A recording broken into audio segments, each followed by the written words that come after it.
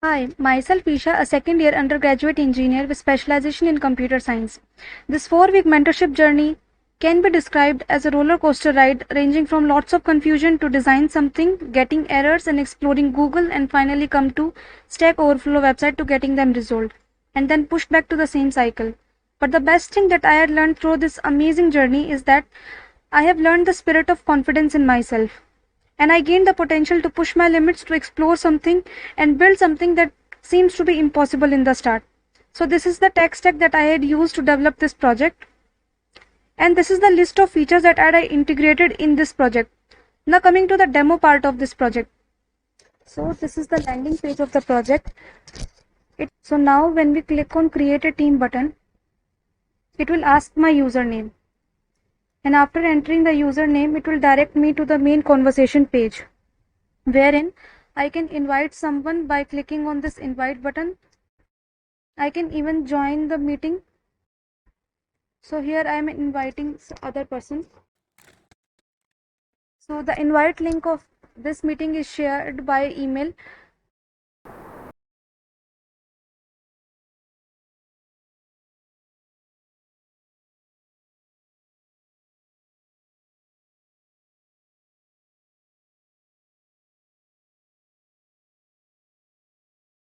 Now you can see as he joins the email. So as he joins, the team member list would get updated and we are connected now.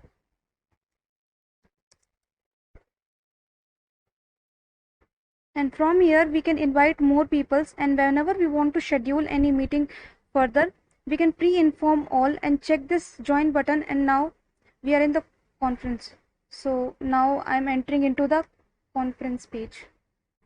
So now we are in the conference. So here in the bottom panel of this interface, you can see that these are the options to toggle audio and video streams like this.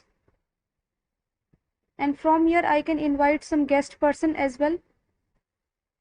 Now I'm sharing my screen.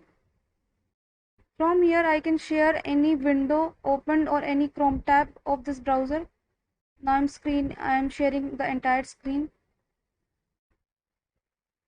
So is my screen visible? Hi Tarun. Okay, now I am sharing. I am stopping the share.